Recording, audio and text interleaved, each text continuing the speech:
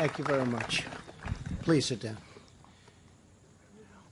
It's really great to see everybody on this beautiful, beautiful day in Washington, D.C. Some people say the swamp, but I will not say that today. I refuse. This is too important, what we're doing. One of the most important deals and the most important trade deal we've ever made by far. I want to thank Senator Joni Ernst for being here. Joni, thank you very much. Of Iowa, and I'll be there very soon. We'll be doing something very important in Iowa, but this is maybe more important than all of it put together, right, Joni? So I want to thank you for being here. Congressman Holding, Congressman Rowe, Congressman Newhouse, and Congressman Meadows, thank you all for being here. We very much appreciate it. You've been very instrumental. Thank you.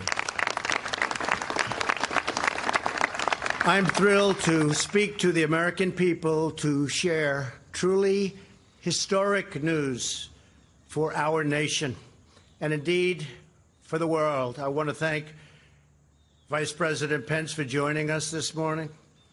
It's my great honor to announce that we have successfully completed negotiations on a brand new deal to terminate and replace NAFTA and the NAFTA trade agreements with an incredible new U.S.-Mexico-Canada agreement called USMCA. It sort of just works. MCA. USMCA. And that'll be the name, I guess, that 99% of the time we'll be hearing, USMCA. Has a good ring to it. I have long contended that NAFTA was perhaps the worst trade deal ever made. Since NAFTA's adoption, the United States racked up trade deficits totaling more than $2 trillion, and it's a much higher number than that. With Canada and Mexico, it lost vast amounts of money and lost 4.1 million manufacturing jobs and 1 in 4 auto jobs. It lost about 25% of our auto jobs, even more than that. Throughout the campaign, I promised to renegotiate NAFTA, and today we have kept that promise. But for 25 years as a civilian, as a businessman, I used to say, how could anybody have signed a deal like NAFTA? And I watched New England and so many other places where I was, just the factories were leaving, the jobs were leaving, people were being fired, and we can't have that. So we have negotiated this new agreement based on the principle of fairness and reciprocity. To me, it's the most important word in trade because we've been treated so unfairly by so many nations all over the world, and we're changing that. We just signed a much better deal with South Korea. We had a horrible, horrible deal, and we just signed that at United Nations, and that's worked out well, and they're happy, we're happy. It's good for jobs, good for a lot of things. When that deal was signed, they said 250,000 jobs will be given by signing this transaction, and they were right. I've said it before. They were right. 250,000 jobs to South Korea, not to the United States. So that's changed, and very much for the better, and this one is a brand new deal. The agreement will govern nearly $1.2 trillion in trade, which makes it the biggest trade deal in the United States history. I want to congratulate U.S. Trade Representative Bob Lighthizer, who has worked. Nobody understands how hard he's worked.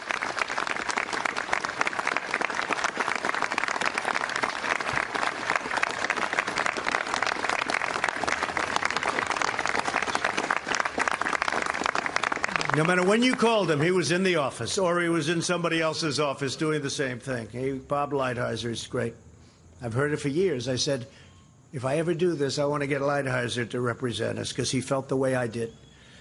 And the entire team at the USTR standing behind me, and some right here in the audience. I want to thank you all. Fantastic job. Peter Navarro, everybody. Thank you all. Thank you. Fantastic group of people. They love our country. I also want to thank Secretary Mnuchin, Secretary Ross, Secretary Nielsen, Secretary Perdue, Jared Kushner, Peter Navarro, and the United States Ambassador to Canada, Kelly Craft. Thank you. Thank you, Kelly. Thank you very much. I also want to thank President Peña Nieto of Mexico, who we had a few disagreements, but I really like him a lot. I think he may like me, I'm not sure. But I think he's a terrific person, and he'll be leaving soon, but he's really done a good job and wonderful, wonderful person. And the Mexican president-elect, Lopez Obrador, who has given his support to this agreement, and we're developing a really good relationship, which I think is very important for our country, frankly, and for Mexico. And so they worked together on this. This was done by both. I said, look, I don't want to sign an agreement, and then a new president comes in. They don't like it, and we have difficulty. They worked very much together on it, and I appreciate it from both. I have to certainly give my highest regards to Prime Minister of Canada, Justin Trudeau. A lot of stories came out about Justin and I having difficulty together, and we did over the trade deal. But I'll tell you, it's turned out to be a very, very good deal for both, and a very, very good deal for all three. It puts us in a position that we've never been in before. It's very good when you look at the world and what the world is doing, and when you look at the unfair trade practices that countries are using against the United States. This is a terrific deal for all of us. Once approved by Congress, this new deal will be the most modern, up-to-date, and balanced trade agreement in the history of our country, with the most advanced protections for workers ever developed. If you look at the reviews, people that would normally not, under any circumstances, say good things, because automatically they have to say bad. Even some Democrats say that's amazing. We had some, they haven't been given the sound bites yet, I guess, Mike. But actually, you had some Democrats say this is really amazing if he really got all of that. But by tomorrow, I would suspect they'll change their tune. But that's okay, because people know how good it is. It's an amazing deal for a lot of people. Likewise, it will be the most advanced trade deal in the world, with ambitious provisions on the digital economy, patents, very important, financial services, and other areas where the United States has a strong competitive advantage. Mexico and Canada have agreed to strong new labor protections, environmental protections, and new protections for intellectual property. So important. This new deal is an especially great victory for our farmers. Our farmers have gone through a lot over the last 15 years. They've been taken advantage of by everybody. Prices have gone way down. And we're working on some other deals that are going to make them very happy also. But this is a very, very big deal for our farmers. Mexico and Canada will be opened up a lot more than they are now. And I think there'll be a better spirit between the three countries, which is important for our farmers. The agreement will give our farmers and ranchers far greater access to sell American-grown produce in Mexico and in Canada. The deal includes a substantial increase in our farmers' opportunities to export American wheat, poultry, eggs, and dairy, including milk, butter, cheese, yogurt, and ice cream, to name a few. I want to be very specific. I want to be very specific, right? And many other products, but those products were not really being treated fairly as far as those that worked so hard to produce them, and now they're going to be treated fairly. These measures will support many hundreds of thousands of American jobs. This is also a historic win for American manufacturers and American auto workers who have been treated so badly. We've lost so many jobs over the years under NAFTA. Under the current New Deal, and if you look at the current NAFTA deal, the New Deal is taking care of all of these problems because NAFTA, foreign companies have been allowed to manufacture many of their parts overseas, ship them to Mexico and Canada for assembly, and send their foreign-made cars into the United States with no tax. So we let all our people go. We fire everybody. They make cars. They make products. They make everything in another country. They send them into the United States, no tax. And the cost is very little different. Sometimes it's more for those people that like to talk about cost. With this agreement, we are closing all of these terrible loopholes. They're closed. They're gone. They were a disaster. For example, we are requiring a large portion of every car to be made by high-wage workers, which will greatly reduce foreign outsourcing, which was a tremendous problem, and means more auto parts and automobiles will be manufactured inside the United States. We will be manufacturing many more cars. And our companies won't be leaving the United States, firing their workers and building their cars elsewhere. There's no longer that incentive. Before, under the NAFTA deal, they had that incentive. They have the opposite incentive now. We're not going to be losing our companies. That was, to me, the most important thing. I don't want to see our companies leave and fire our workers, and our workers never get jobs to replace those jobs. Those days are over. This deal will also impose new standards requiring at least 75% of every automobile to be made in North America in order to qualify for the privilege of free access to our markets. And that's what it is. It's a privilege. We don't take it as a privilege. We don't take it as a privilege. It's a privilege for them to do business with us. And I'm not talking about Mexico. I'm talking about everybody. Everybody. It's a privilege for China to do business with us. It's a privilege for the European Union, who has treated us very badly, but that's coming along, to do business with us. Japan, every country, it's a privilege for them to come in and attack the piggy bank. In this, we will have a result of much more happening right here in the United States. It means, more than anything else, far more American jobs, and these are high-quality jobs. There are also strong provisions to enforce what's called the rules of origin requirements. This will incentivize billions of dollars in new purchases of U.S.-made automobiles. Once approved, this will be a new dawn for the American auto industry and for the American auto worker. They will see. They understand. They voted for us in large numbers, even though their leadership always goes Democrat. A couple of them said to me, I don't know how I can do it again. Many of them, the leaders would back Democrats and would tell me, you're going to get most of the votes from union workers. And we got most of the votes from workers, period. But the American auto worker was very much behind what we were doing as one primary aspect. It will transform North America back into a manufacturing powerhouse. If you remember, the previous administration said, we're not going to have manufacturing jobs anymore, essentially. We're not going to make things anymore? No, just the opposite. Going to be a manufacturing powerhouse and allow us to reclaim a supply chain that has been offshored to the world because of unfair trade issues.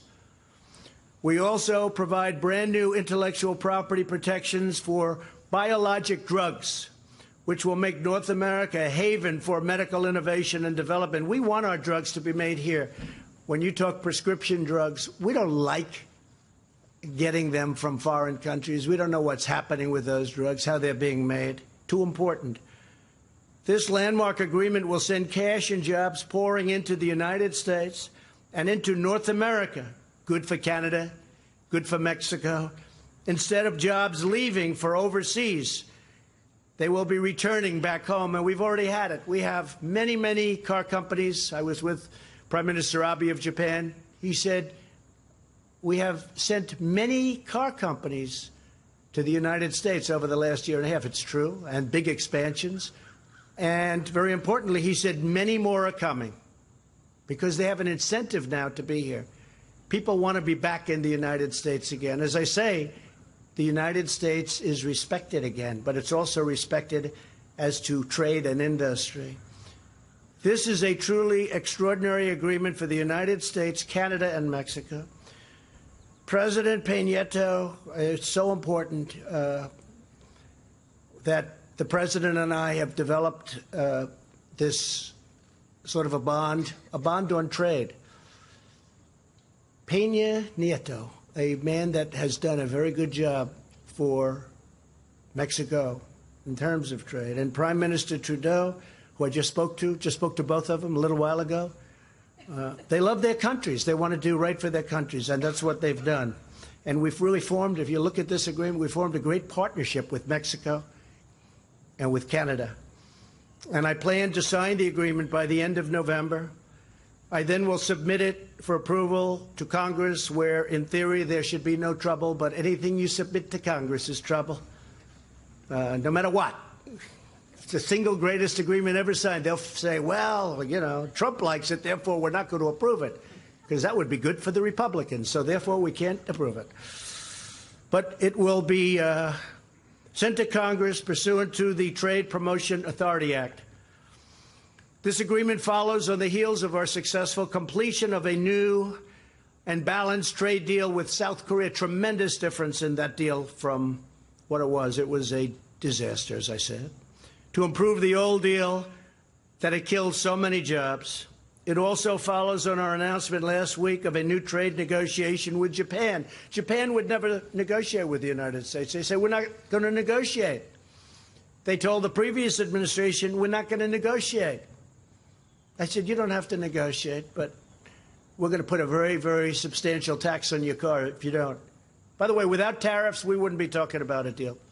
Just for those babies out there that keep talking about tariffs. That includes Congress. Oh, please don't charge tariffs. Without tariffs, we wouldn't be standing here. I can tell you Bob and all of these folks would not be standing here right now. And we're totally prepared to do that if they don't negotiate. But Japan is wanting to negotiate. Actually, they called about 3 weeks ago, and he's a terrific man, just had a tremendous victory.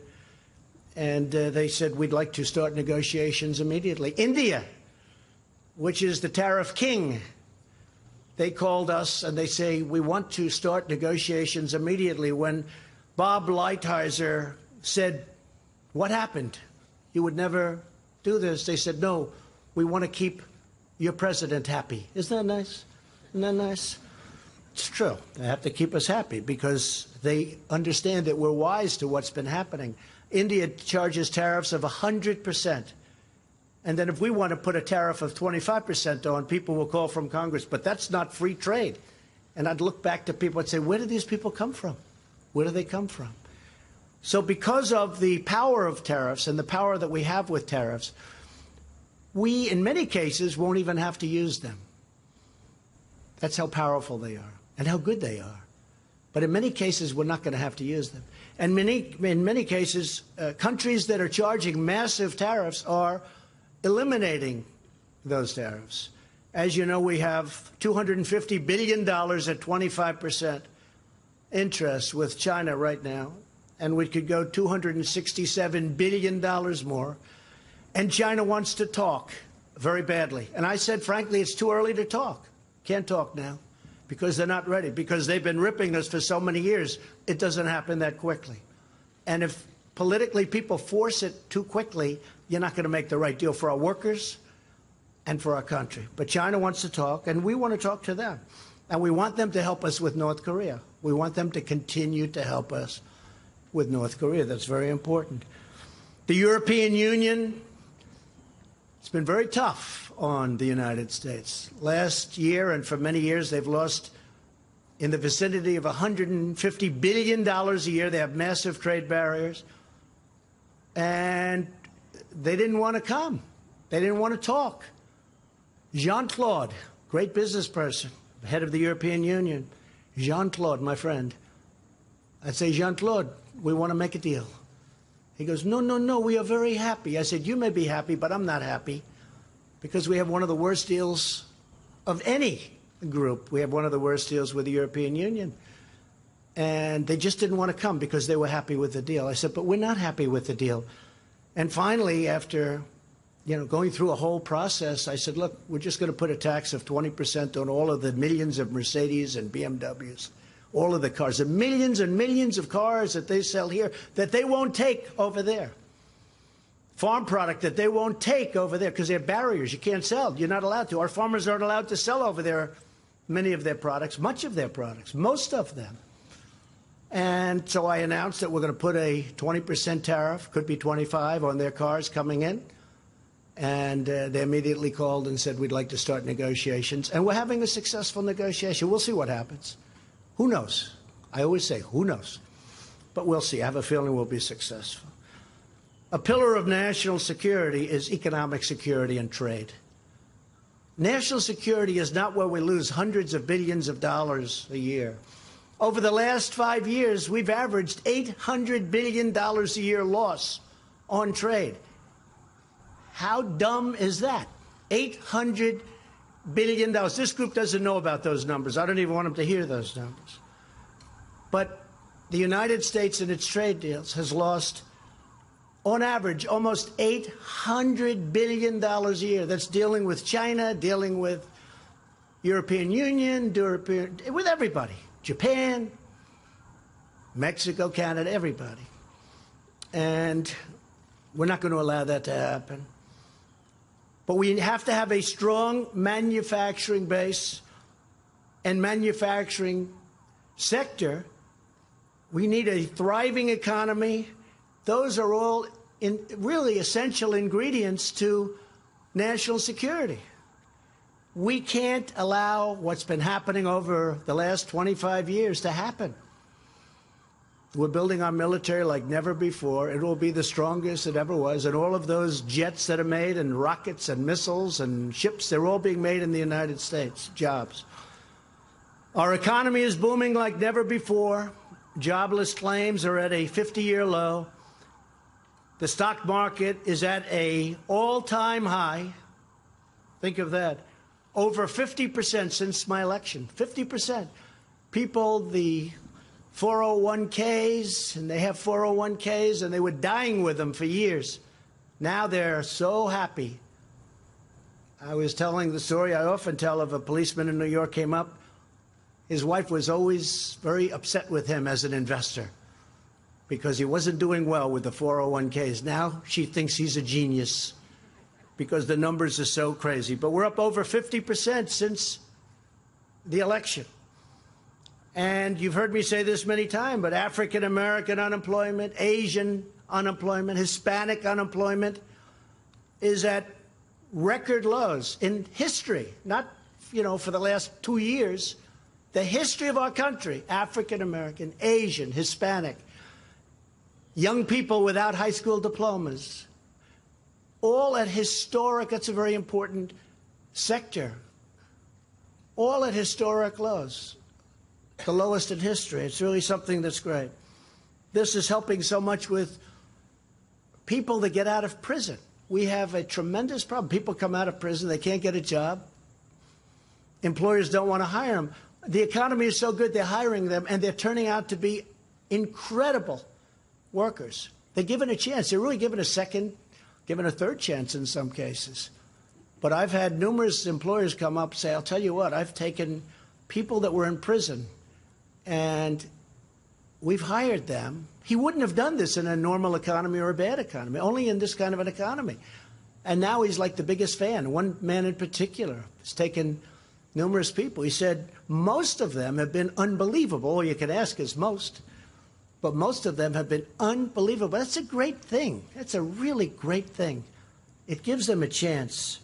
So before we take questions, I want to extend our warmest condolences to the country of Indonesia. Friend of mine, we're going to be calling up the leader, who is a great leader indeed, but they got hit by a giant tsunami like people have not seen. This part of the world hasn't seen it so much, fortunately. They say that's the worst of all. You look at the tornadoes, the hurricanes, you look at all of the different natural disasters. A friend of mine who studies natural disasters, I don't know why he does that, but he does. He says that tsunami is the worst of all, and they got hit very hard, and probably thousands of people killed. We have already sent a lot of first responders and military and others to help, but it's a really bad, bad situation. And finally, before closing, I want to send our thoughts and prayers to the victims of the Las Vegas shooting. That was a horrible, horrible time in the life of our country. Took place exactly 1 year ago today. All of America is grieving for the lives lost and for the families they left behind. So to all of those families and to the people of Las Vegas, we love you. We are with you. We're working with you very hard. That was a terrible, terrible event. So thank you very much for that. I want to ask Bob Lighthizer, who is just a terrific individual as well as a man that knows a lot about this subject, to come up and say a word about the USMCA, the new agreement. And if you have any questions, we'll take some questions after that. Please, Bob.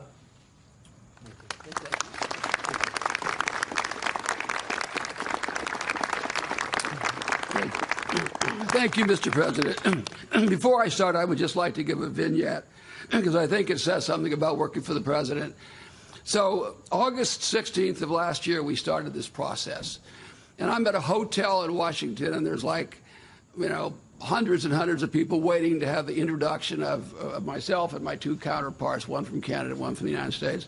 And we're lined up, and I get a call that says the President wants to talk to you. So I go in the little anteroom, and I get on the cell phone. The President starts talking, and everybody's kind of waiting, and he's talking, and he's going through what he wants to get done in NAFTA and his problems with it, all of which he's quite familiar with.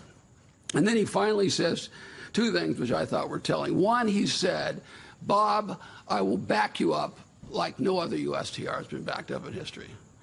And then the second thing, he did that, by the way, and then the second thing he said was, "Now go out there and have fun." And I thought, well, it's probably not going to be as much fun from my side as it will be from your side. But I'm proud to be on your team, and I really am proud to follow you through this and the other trade changes. As you have said, Mr. President, this agreement is historic in many ways. The USMCA will cover $1.2 trillion, easily making it the biggest agreement in history. We have done this in 14 months. And believe me, in trade negotiating terms, that's like warp speed.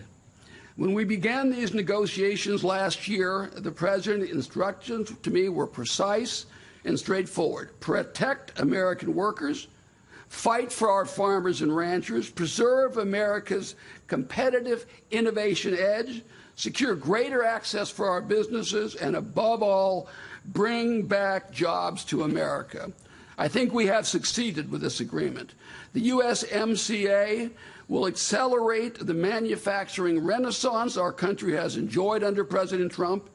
It will bring our trading relationship with Mexico and Canada into the 21st century, and it will protect America's competitive edge in digital and innovation across the economy. The new agreement will also serve as a template for our trade agreements under the Trump administration in the future. This paradigm-shifting model rests on three pillars. The first pillar is fairness. We have negotiated stronger rules of origin for automobiles, which will bring billions of dollars of manufacturing back to America. We have secured greater market access for our farmers and ranchers. We've agreed to unprecedented labor standards that will help level the playing field for our workers. We've also agreed to a first-of-its-kind review and termination provision, which will ensure that the USMCA, unlike NAFTA, will not become unbalanced and out of date. The second pillar will consist of a host of ambitious provisions on digital trade, intellectual property, services, including financial services, designed to protect our competitive edge. The third pillar consists of new provisions designed to eliminate unfair trade practices, including strong new disciplines on state-owned enterprises, on currency manipulation, relations with non-market economies, and much, much more. We wouldn't be here today if it were not for several people who contributed so much to this endeavor. First, the President's key advisor and my good friend, Jared Kushner, was my partner in leading the U.S. negotiating team. I've said before, and I'll say again, this agreement would not have happened if it wasn't for Jared. So thank you very much. I'd like to thank my counterparts, Secretary Guajardo and Minister Freeland, as well as other Mexican and Canadian government officials, including Secretary Vidagrey, Ambassador Seade, Jerry Butts, and Katie Telford of Canada, and so many more. I'd also like to thank the wonderful staff at USTR, many of whom are on here. I like to think of us a little bit like we were the Marine Corps, and so I like the name particularly of this agreement. USTR is about 250 people, and they're all devoted, and they're all exceptional, and they all work round the clock. Many of the people you're looking at spent more than one night in the office over the course of the last few weeks.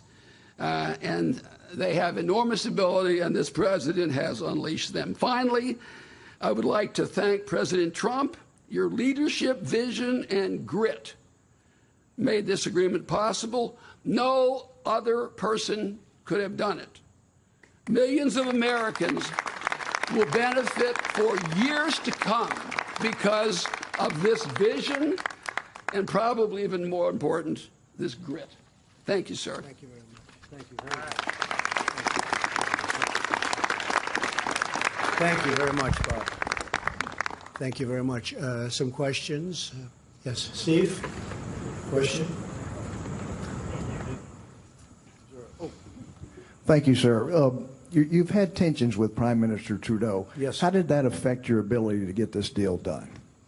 I don't think it did. He's a professional. I'm a professional. We had very strong tensions. It was just an unfair deal, whether it was Mexico or Canada, and now it's a fair deal for everybody. It's a much different deal. It's a brand new deal. It's not NAFTA redone. It's a brand new deal. I just spoke with him. We have a great relationship, and we're going to work as a partner.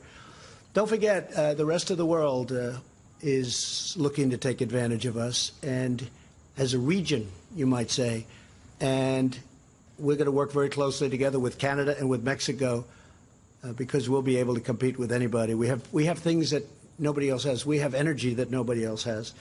We have timber that nobody else has. We have things that no other part of the world has to the extent that we have. So we're going to do very well together. I think we have. There was a lot of tension, I will say, between he and I think more specifically, and it's all worked out. You know when it ended? About 12 o'clock last night. And you mentioned But he's a good man. He's done a good job, and he loves the people of Canada. You mentioned the $267 billion and possible more tariffs on China. What does China need to do to avoid that? Well, we'll see what happens with China. We have lost $375 billion in trade deficits. They have a surplus of $375 billion with a B with the United States. And it's been that way for years and years and years. I always say we rebuilt China. They took that money and they built fighter jets and they built bridges. They built more bridges than we built in the last 100 years, probably, big ones, like the George Washington Bridge, like big bridges. And I'm not going to take, look, I don't blame China. I blame our leadership. They should have never let that happen. And I told that to President Xi. I said, I was making a speech in China, and I was really hitting China hard. And I'm in China. I don't know if that's a good thing to do. But I looked at it and I said, but, I don't really blame you. I blame our leadership for allowing this to happen. He knew exactly what I meant. We had no deal with China. I asked one of the top people in China, a representative at the highest level, came to the Oval Office. I said, let me ask you, how did this ever happen? He's a pro, so he understands. He doesn't have to be cute. He said, nobody ever did anything from the United States. When we put on a 25% tariff on every car that comes from the United States into China, we thought we would be rebuked. We thought it would be terrible. Nobody ever called. Nobody did anything. That was years ago. And we charged them. We do now, by the way, but we don't collect the 2.5. So they charge 25. We charge essentially nothing. But I said, how did it happen? He said, nobody ever called. We don't have a deal with China. There's no deal. They do whatever they want. So we have a tremendous problem with theft of intellectual property with China. We have a lot of other problems with China. We have primarily trade problems. And as you know, they're having a much more difficult time now. I don't want them to have a difficult time. and we're doing better than we've ever done. Everybody talked about the tariffs. Oh, the tariffs, tariffs. You know, tariffs ended in 1913, and they then went to a different system in 1918, totally unrelated. And then in 1928, you had the Great Depression for a lot of different reasons, not necessarily our country's fault, but a little bit our country's fault. And then in the 1930s, they said, we better start charging some tariffs. We need money to come into our country again. Okay? So I'm not advocating tariffs. I will tell you this, our steel industry, Wilbur, is stronger than it's been in 25 years. This has taken 6 months because I charged for the dumpers. They were dumping steel and dumping aluminum into our country. I charged 25%. That's a lot. Could be more, but that's a lot. And if you look at U.S. Steel and Nucor just announced $1 billion plant, brand new, already started construction. U.S. Steel's building 8 or 9 plants. They're expanding plants. I don't think there's any industry like what's happened to steel in the last 9 months, 10 months since I really started doing what I'm doing. It's been really pretty amazing. Aluminum also. So, and we need steel. We need steel for defense. What are we going to do? Go and say, oh, we'll get our steel from like another country? We can't do that. Excuse me. We can't do that. So we need steel, and we need it badly for defense. So I'm very proud of what's happened with the steel industry. Okay, question? Yeah, go ahead. Sure. She's shocked that I picked her. No. She's like in a state of shock. I'm not thinking, Mr. That's President. okay. I know you're not thinking. You never do. I'm sorry? No, go ahead. Go ahead. In a tweet this weekend, Mr. President, you said that it's incorrect to say you're limiting the scope of the FBI investigation. What does that have to do with trade? I don't mind answering the question, but, you know, I'd like to do the trade It has to questions, do with the other right? headline in the news, which is the I know, Kavanaugh but nomination. how about talking about trade, and then we'll get to that. We'll do that a little bit later. Do you think the trade, Anybody have a trade? Do you Go think ahead, your trade please. deal will pass through Congress, sir? I think so, but, you know, if it doesn't, we have lots of other alternatives. But I do think so. I think if they're fair, which is a big question, but if it's fair on both sides, the Republicans love it. Industry loves it. Our country loves it. If it's fair, it will pass. I think it'll pass easily, really easily, because it's a great deal. I mean, NAFTA passed. It's one of the worst deals I've ever seen. Inconceivable that it was made. Fair question. Any other questions on Thank trade? you. I'll get back to you on the other question. I'd like to go forward with my Kavanaugh question. Let's if I do might. that later, and but I'll call you a quick- second time. Go ahead, please. Thank you very much.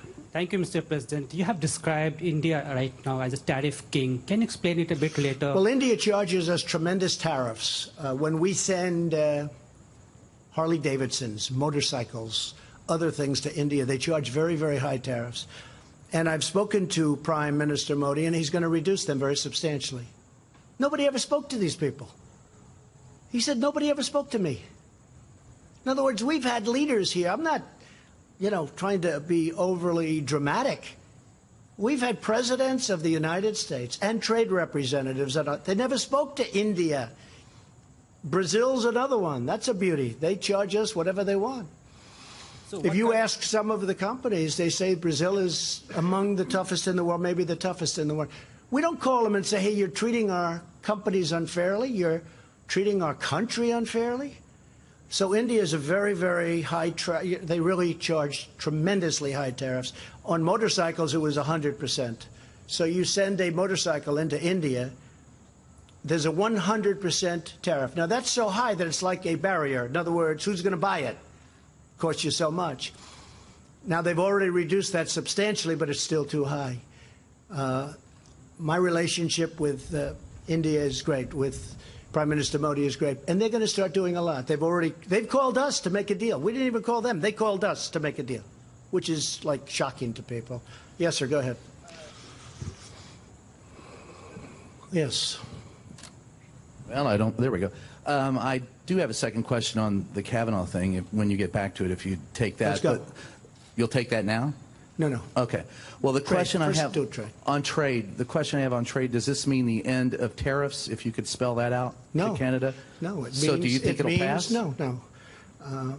The steel is staying where it is, and aluminum.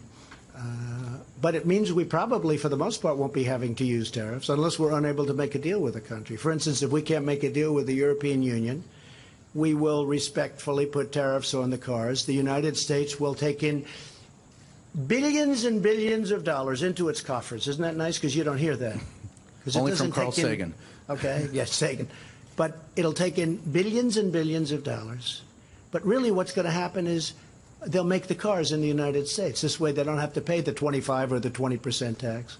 And could you spell So I don't think you're going to have to use the tariffs too often, but there will be cases where you have countries that are just absolutely not willing to do what's fair and reciprocal, and in that case, they'll pay tariffs. And you know what? The United States will do very well. Either way, we do very well. So do you think it'll pass in Canada, Mexico, and more importantly, I don't know. here in the United States? I can't tell you. All I know is we made a deal.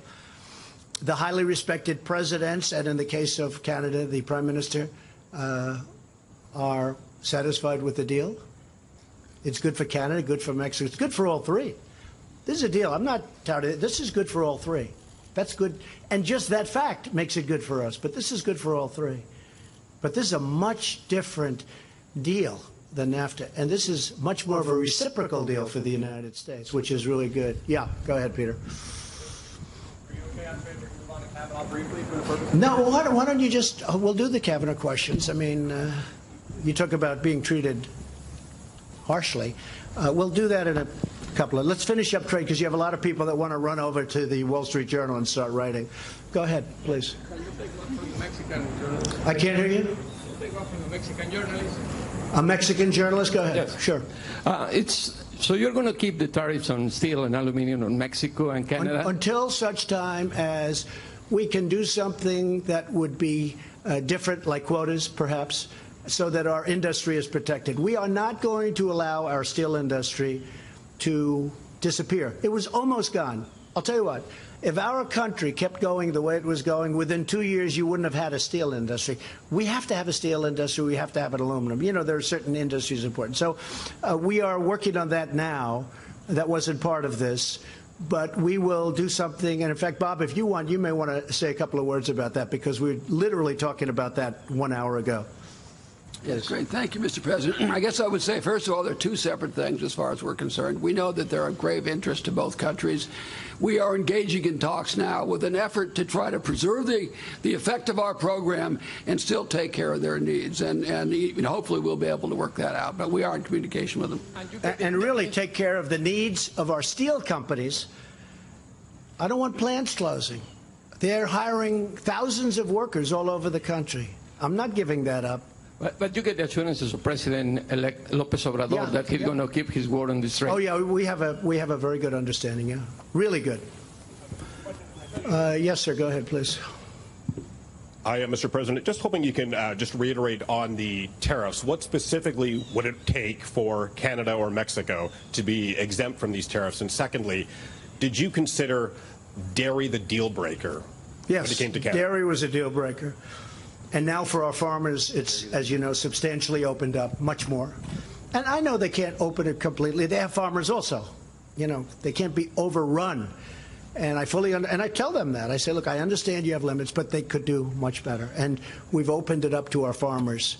So the folks up in Wisconsin, I'll tell you what, I went to Wisconsin, I went to Iowa. Joni knows better than anybody, right? And Scott Walker, who I think is a fantastic governor, talks about it all the time, that our farmers were not treated properly by Canada. Now they're going to be treated with respect. They're going to be treated fairly.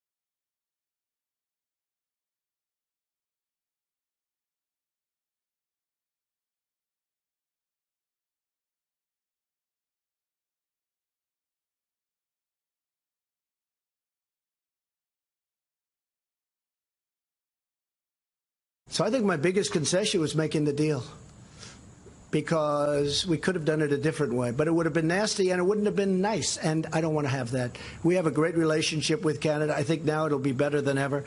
The only problem with Justin is he loves his people, and he's, fighting hard for his people. I think we've always had actually a very good relationship. It got a little bit testy in the last couple of months, but that was over this agreement. And I understand that, but no, I think Justin's a good person who's doing a good job. He felt very committed to his people, and that's what he did. And again, this is good for everybody. This is good for Canada, good for Mexico also. Yes, please, go ahead. Thank you, Mr. President. As you mentioned, you're going to be signing this agreement, and your counterparts are going to be signing this agreement within the next 60 days. Right. Then it's up to Congress. Right. You're very confident. I get that. You're a confident guy. Not at all confident. I'm not. Well, I don't know. explain to me Congress, why you think that if Congress you guys is going to sign by, it, tell me. I think they will. If Congress is controlled by Democrats, could happen. Could happen. So they're willing to throw. What are the prospects? Yeah, they might be willing to throw one of the great deals for people. And the workers, they may be willing to do that for political, people or political purposes, because frankly, they'll have 2020 in mind. So far, I dream about 2020 when I look at what's going. They have 2020 in mind. They want to do as well as they can, and so trying to reject even great deals, like this is a great deal for our country, great for other countries, but it's a great deal for our country and great for our worker. I can't tell you whether or not they will obstruct, whether or not they will resist. I mean, their whole campaign is resist. I see their signs all resist. They don't even know what they're resisting. If you ask them, what are you resisting? Well, let me think about that. They can't ask. They had somebody on this weekend. They said, what are you resisting? And they were unable to answer the question. So, I can't tell you about delay, obstruct, resist, because, right after this election, and I think we're going to do well, although history is not on our side. I guess in history, generally, whoever has the White House doesn't do well in midterms. But the one difference is we have the greatest economy in the history of our country. I think that's a big difference. And that's one of our problems, too, because people that went out and voted for me, and they would be voting for me if I was on the ticket, but I'm not on the ticket. But Congress is on the ticket. And I try and tell my people that's the same thing as me. In a sense, that's the same thing. Think of it as the same thing as me. But I think we're going to do well. I actually think. I mean, we have Senate races that weren't even in play 6 months ago. When I started looking at it closely, I won't mention names, but there were senators that were not in play. They were not even, and you know exactly what I'm talking about, numerous of them. They were not in play. In other words, let's not go here, let's not go to this state, 4 or 5 states. Now they're like even races. In one case, they're up 2 points. Now, who knows what happens? And, as you know, there are a lot of them are repression polls or polls that aren't very accurate, because I see polls that I know are false having to do with certain of the races. But we had areas and we had congressional seats, too, where I know it's going to be a positive outcome. But you look at what's going on, and it doesn't seem to be broadcast that way. But I certainly had that with my election. They were telling me I was, in trouble in certain states, that I end up winning in a landslide. And I knew I was going to win them in a landslide, but they wouldn't report it that way. You know why? Fake news. Okay. One last thing, Mr. Yes, President. right behind you. Do you believe that the trade agreement will be a major issue in the midterm elections? Well, it shouldn't be. Look, it's a good agreement. These people, when I first did it, they said, oh, why don't you just extend NAFTA? They have no idea about business. Just extend NAFTA. That would have been a disaster. We're losing $100 billion a year in deficits, at least to Mexico under NAFTA. But just look at the results, and a substantial amount to Canada, although a lot of people try and say it's pretty much even. It's not even. We lose a substantial amount. So, I think it's a very hard thing to defend, but that's all right. Look, I understand the world of politics, I think, as well as anybody. I haven't been doing it that long, but I actually have been, because I've been doing it on the other side. And I do understand, and, they can take the greatest thing ever done and try and make it sound as bad as possible. But this one's tough. This one, people are coming out for this one and saying, that's incredible what we've been able to do. Yes, behind you, please. Thank you, Mr. President. Now that you've answered several questions on trade, I'd like to turn don't to do Judge that. Kavanaugh. Do you have, President, excuse me, do you have a question on trade? We'll do one or two more questions on trade. You answered several questions Okay, on don't trade. do that. That's not nice. Mr. President, and besides that, somebody is before you. Excuse me, don't do that. Do you have a question on trade? You answered several questions. Do you have on trade. a question on trade? My question is on Judge Kavanaugh. Please, yes. You said please. the FBI should interview whoever that they believe is appropriate. Does that include Julie Swetnick, the third accuser? And can you promise to release the full findings give me from your the question, FBI please. after they finish their report, Mr. President? Give me your question, please. Give her the mic, please. Thank you very much. Was border security or funding Yes. for the wall discussed during the negotiation, Yes. and who will pay for the wall? Yes, the wall. We're getting $1.6 billion for the wall this year. We got 1.6. We have about $3.2 billion in the wall. We're doing a lot of work. People don't realize. I don't really want to talk about it because I can build it quickly at one time, which is what I want. But we've been building it over the last year and a half with $3.2 billion, 1.6, and we now have another 1.6. And I've got a big decision to make after the election as to whether or not we go for it. Because you know what? Border security to the people of our country, very important. The wall is a big factor in border security. And I really believe that the people of our country, they want the wall and they want border security. They don't want open borders like the Democrats want to have. They don't want crime pouring into our country. They don't want MS-13 pouring into our country. They don't want that. And I really think I have a very big decision to make sometime right after the election, very quickly, because you know what comes due after the election. Do I want to do it before the election? Personally, yes. But I don't want to do that for a different reason, because I have some very fine people that are running in close races, and it may affect them and it may not. It may be good for them. I happen to think it would be good for them. But border security for our country, our people want security. The women of our country, they want security. They don't want to have thousands of people pouring across the border. And I'll tell you what, they want to have ICE, because ICE walks into MS-13 and these gangs, and they treat them like it's just another day in the office. They're rough and they're tough and they love our country. And I'm treating ICE good and I'm treating our law enforcement good. And the Democrats don't want to take care of our law enforcement. And the Democrats don't want to take care of our military. So we are going to have a decision to make sometime right after, very close to after the election is over, and that will be on border security and the wall, but border security. The wall's a big factor.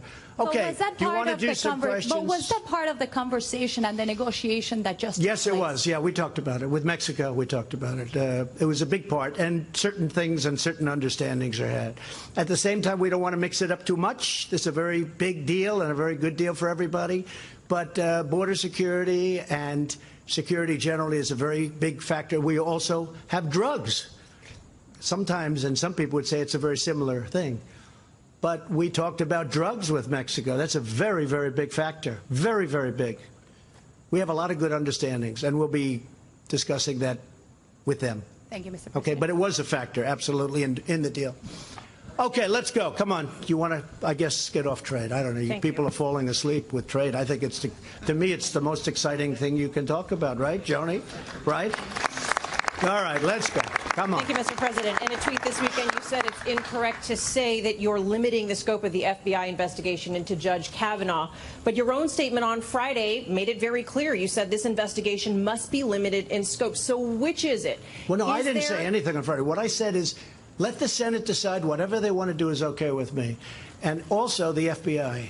I think the FBI should do what they have to do to get to the answer. At the same time, just so we all understand, this is our 7th investigation of a man who has really, you know, you look at his life until this happened, what a change he's gone through, what his family's gone through, the trauma for a man that's never had any accusation, he's never had a bad statement about him. He's led, I mean, I think he was #1 in his class at Yale. He was #1 in his law school at Yale. And then what he's gone through over the last 3 weeks is incredible. So I want the FBI, this is now their 7th investigation. So it's not like they're, you know, just starting. I want them to do a very comprehensive investigation, whatever that means according to the senators and the Republicans and the Republican majority. I want them to do that. I want it to be comprehensive. I actually think it's a good thing for Judge Kavanaugh. I think it's actually a good thing, not a bad thing. I think it's a good thing. Now, with that being said, I'd like it to go quickly. And the reason I'd like it to go quickly, very simple. It's so simple.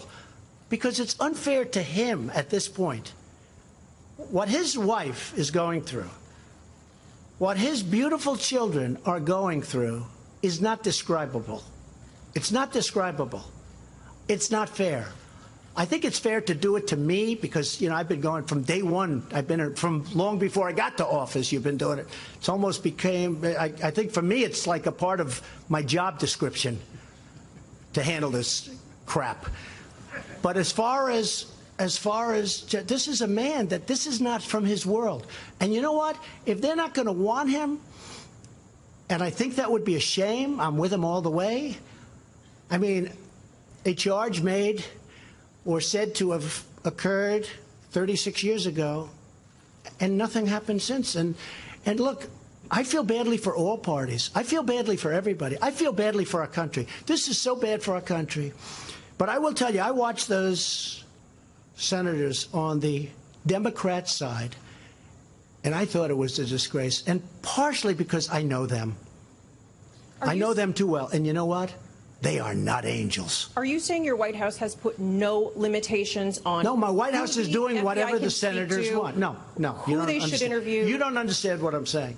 You do understand. You just don't want to report it that way. Just so you understand, my White House will do whatever the senators want. I'm open to whatever they want. The one thing I want is speed.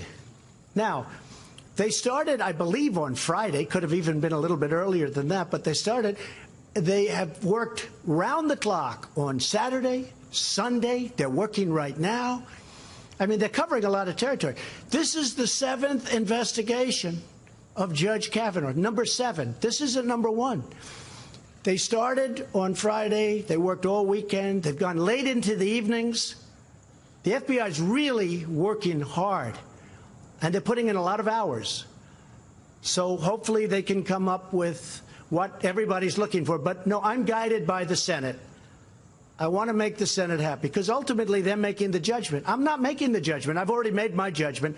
The Senate is making a judgment on Judge Kavanaugh. That's a very important thing to do. Yes, go ahead, Peter. Go ahead.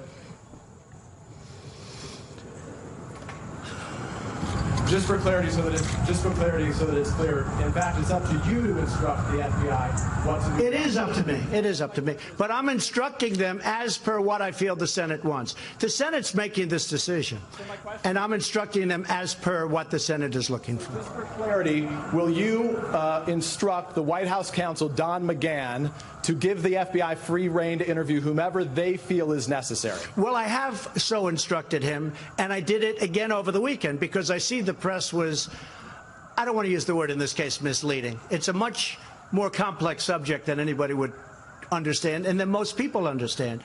But essentially, I have done that. But I did also say within the bounds of what the Senate wants. We don't want to go on to use an expression often used by me, we don't want to go on a witch hunt, do we? So just to be clear, should the FBI interview all 3 of Brett Kavanaugh's accusers? It wouldn't bother me at all. Now, it depends. I don't know all 3 of the accusers. All 3. Certainly, I imagine they're going to interview 2. The third one I don't know much about, but it wouldn't bother me at all. I mean, I've been heard that the third one has, I have no idea if this is true, has very little credibility. If there is any credibility, interview the third one. But I want to interview, I want it to be done quickly, because it's unfair to the family and to the judge. It's unfair. It's so unfair to his kids and his wife. How about for the accusers? Has this process been fair to them? Well, certainly we gave the doctor a tremendous time, which is great. She spoke well, but, you know, there are some questions that haven't been answered, like what year was it? What day was it? Where was it? Do you know the location? Do you know the house? A lot of different things. People are saying, well, you know, what's going on? With all of that, you cannot say that we've done anything but be respectful. And I do, and I respect her position very much. I respect her position very much. I believe, and again, this is Republican senators and this is the Senate, I believe they've been very respectful to the doctor, Dr. Ford. Isn't that why the FBI should interview all of them to exonerate Brett Kavanaugh? Yeah, Peter, I think the FBI should interview anybody that they want within reason. But you have to say within reason. They should interview, but they should also be guided, and I'm being guided, by what the senators are looking for, because they have to make the choice. Go ahead, now you can go. Should Brett Kavanaugh be interviewed by the FBI? I think so. I think it's fine if they do. I don't know. That's up to them. I think that he spoke very conclusively and very well. I think it's been a very rough period of time. I guarantee he's never had a period of time like this. When he was chosen, everybody said, oh, this is going to go so quickly. Look, people thought 10 years ago that Brett Kavanaugh was going to be a Supreme Court justice because of his intellect, because of his career, because of the fact that there are no games. You know, now they talk about alcohol. They talk about all of the things that you hear. And frankly, you take a look at, they're bringing up subjects. We would know about this over the last 20 years, 30 years of his career. You know, what happened? They're going back to high school, and they're saying he drank a lot one evening in high school. I tell you what, I happen to know some United States senators. One who is on the other side, who's pretty aggressive. I've seen that person in very bad situations. Okay? I've seen that person in very, very bad situations, somewhat compromising. And, you know, I think it's very unfair to bring up things like this. However, whatever the senators want is okay with me. They're going to be making a decision. Whatever they want is okay with me. Go ahead. That's enough, Peter. Go, please. Say it. You said this crap when you referred to I've been dealing with this crap for years. What did you mean? Oh, I think the press has treated me unbelievably unfairly. In fact, when I won, I said, the good thing is now the press finally gets it. Now they'll finally treat me fairly. They got worse. They're worse now than ever. They're loco, but that's okay. I put up with it. Go ahead. I use that word because of the fact that we made a deal with Mexico. So, no, please sit down. Thank you, Mr. President, for coming back to me. You're going to be next. You're going to be next. I didn't know. I thought you were talking. Go ahead. I have two questions about Judge Kavanaugh. First, there are now concerns that he may have lied or mischaracterized his drinking while testifying. If they find that he did, do you think that bars him from being your Supreme Court nominee? Well, I watched him. I was surprised at how vocal he was about the fact that he likes beer. And he's had a little bit of difficulty. I mean, he talked about things that happened when he drank. I mean, this is not a man that said that alcohol was that he was perfect with respect to alcohol. No, I thought he was actually, going back so many years, I thought he was excellent. The interesting thing is, though, nobody asked him about what's happened in the last 25, 30 years during his professional career, because there were no bad reports. I mean, there are bad reports on everybody in here. Most of the people sitting down there, bad, except for Mike Pence, by the way. And if we find one on him, then I think that'll be the greatest shock of all time. No, there are bad reports on everybody. I'm looking at people. I'm sort of, look at some of these people asking the questions, okay? Look at Blumenthal. He lied about Vietnam. He didn't just say, hey, I went to Vietnam. No. For 15 years, he said he was a war hero. He fought in Da Nang province. We call him Da Nang Richard. Da Nang, that's his nickname, Da Nang. He never went to Vietnam. And he's up there saying, we need honesty and we need integrity. This guy lied when he was the Attorney General of Connecticut. He lied.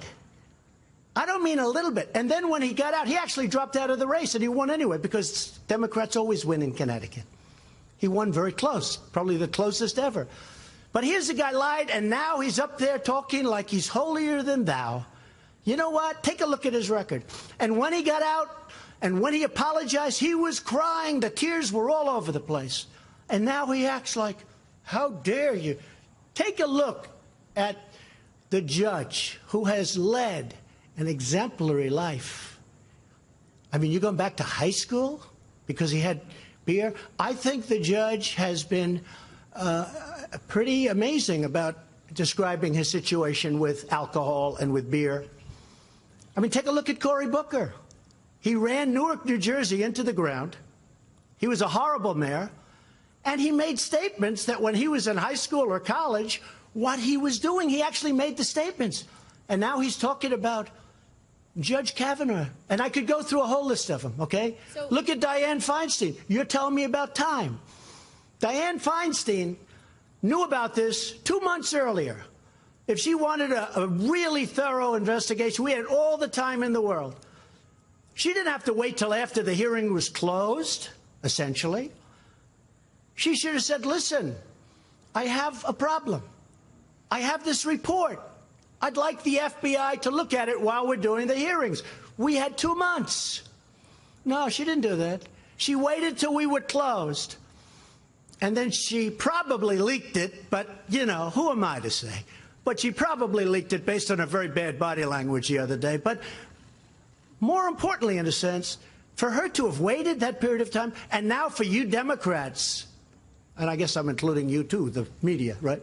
I consider you a part of the Democrat Party.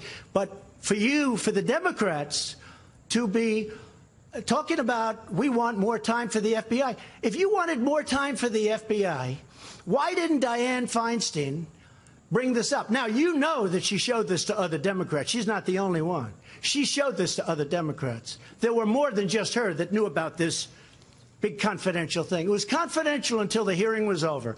After the hearing was over, they went public. Why didn't they do it during the hearing? And we could have had all the time in the world. You know why? Because they're dishonest people. Okay. Yes, please. You didn't answer my question, Mr. President. Go ahead. You didn't answer my question, Mr. President. So if he did lie about his drinking, does that mean you'll pull his... I don't think he did. Okay. Look, here's what. I'm just saying, I'm not a drinker. I can honestly say I never had a beer in my life, okay? Right. It's one of my only good traits. I don't drink.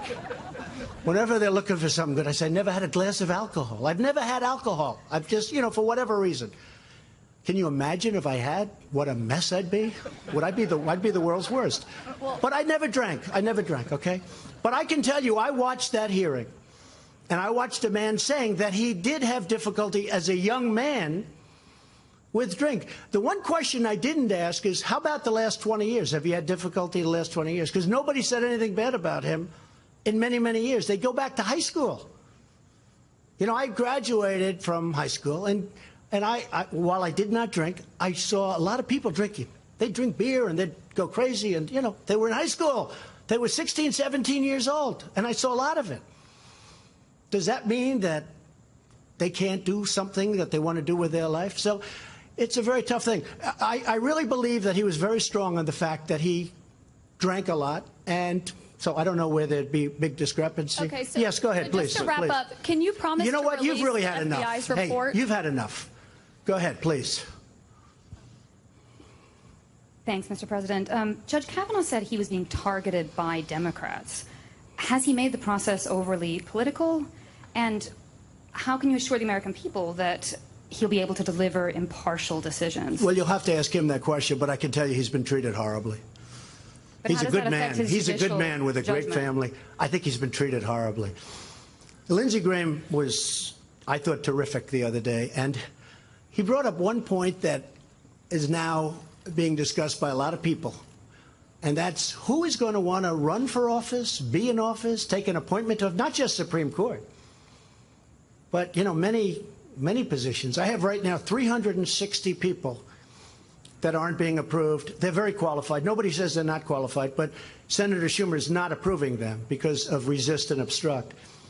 It's much longer than ever in the history of our country, like I think double the time almost. It's far more people than anybody in the history of our country. Most of those people are routine approvals. These are people that gave up jobs. They gave up their life to come and serve our country. And Schumer and his group won't approve them. They're slow-walking them. Everything is going to 30 hours, meaning they take them out 30 hours. Person that's going to be approved, it's a disgrace. So when the judge brings up whether it's politics or not, I don't know. You'd have to ask him, but I can say this. He's been treated really, really horribly. But are you concerned Please, go ahead, it could color I'm not concerned, no. No, you know what I'm concerned? That we get great people on the U.S. Supreme Court. That's what I'm concerned. And I want to have great people. And I don't want to have to call people for any court and have them say, sir, it's such a great honor, but no thank you, I just can't do it. I just can't do it. That'd be a sad day for our country. And we're going to come close to that. Because I know people now that say, I don't know how he does it. I don't know why he would have taken it. Nobody knew a thing like this could have happened. When Justice Gorsuch got approved, it was rough, but it was nothing like what they're doing to this man and what they're coming up with. And in many cases, fabricating, because as you know, many stories were pulled back and certain stories were pulled back that were horrible. What they're doing to this man and his family is very, very sad and very bad for our nation. Yes? Mr. President, you just said some senators are not angels, and you've seen some of them in I would say some of them, yes. Compromising situations. Yes. Could you tell us who and exactly what situation No. I think I'll save it for a book like everybody else, and I'll write it. Okay? I'm not giving it to you. Yeah, please, go ahead. Mr. President, if the FBI finds other witnesses who can corroborate the account of any of the accusers, would that be enough for you? I would certainly look at that. I'm open. I'm open. I think he's a fine man. I think he's a great scholar. I so believed him when he said what he did. He focused on being #1 at Yale, on being #1 in high school, at being #1 at law. He focused. I can so understand that. I mean, it's so important. The way he said that, it made an impact on me. He was so focused on being #1 at Yale, and I believe he was #1 at Yale. But I understood that very well. And I wanted to ask about something else you brought up today, the Las Vegas shooting. Yes. There's some frustration that more hasn't been done in that past year. More hasn't been done about bump stocks. Are there some things you would like to see done? You're wrong about that. Go ahead. So in order to terminate bump stocks, we have to go through a procedure. We are now at the final stages of that procedure. In fact, the lawyers were just telling me, and over the next couple of weeks, I'll be able to write it out. But you can't just write it out, because rules and regulations in this country are really tough, even for something like that. So we're knocking out bump stocks. I've told the NRA, I've told it, bump stocks are gone. But to do it, you have to go to public hearings, which we've had. You have to go through all sorts of regulatory control systems. And we are in the final couple of weeks, and is our attorney around someplace, please? He said we're in the final 2 or 3 weeks, and I'll be able to write out bump stocks. But it's a process that takes, statutorily, it takes about a year to do it. And to do it properly. Any other actions you're planning to help prevent? Yeah, and we're working also with Congress on both sides. We are working on a lot of different things. That was a horrible thing, but we're working on both sides of that question. And the bump stock is almost gone. But again, to do it so it's meaningful, the lawyer just said it. Yeah, we've gone through a whole procedure. If you look, in fact, you could call Derek, who you know very well, and he's gone through the full procedure. We've done it absolutely by the book, and in a very short period of time, bump stocks will be ruled out. Okay? All right, thank you. Yes. You've had one? Yes, ma'am. Go ahead, please. Please, sit down. Mr. President, a final trade question. Since steel and aluminum tariffs won't be coming down from Canada and Mexico, can you talk about whether there was discussion of ending those retaliatory tariffs against U.S. Well, they're not farmers and ranchers? retaliatory. They're really trying to get some really bad things from happening. They were dumping in our country. And it was China and various others were dumping massive amounts of dead steel. It's called dead steel. It's also imperfect steel. Inside that steel was a lot of bad things that make for a weaker steel. So when we're building bridges and you have mud steel or you have other quantities of other material in that steel, that's a very bad thing. It's very unsafe. So it's not just economic. It's, you know, the miners have been very thankful for what I've done. You saw that the other night in West Virginia.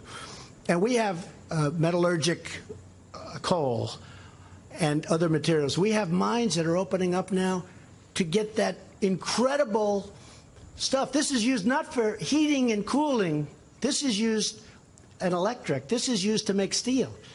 And those mines are now opening up, and we're making steel, and the price is going to end up being less because we don't have the shipping problems when you ship it from places so far away. You'll see. We'll have hundreds of new plants opened up in our country, and they'll be competing against each other. And outsiders won't be able to compete. Just so you understand what was going to happen, they were going to knock out every steel plant we had.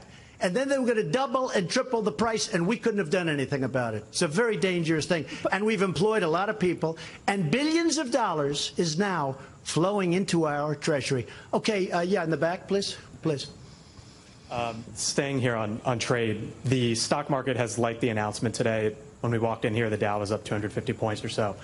There are some who are worried that because of the threat of future tariffs, it could potentially stifle an economy that is hot, a stock market that is hot, but yet today you have once again said, hey, as it relates to China, more tariffs could be coming down the line.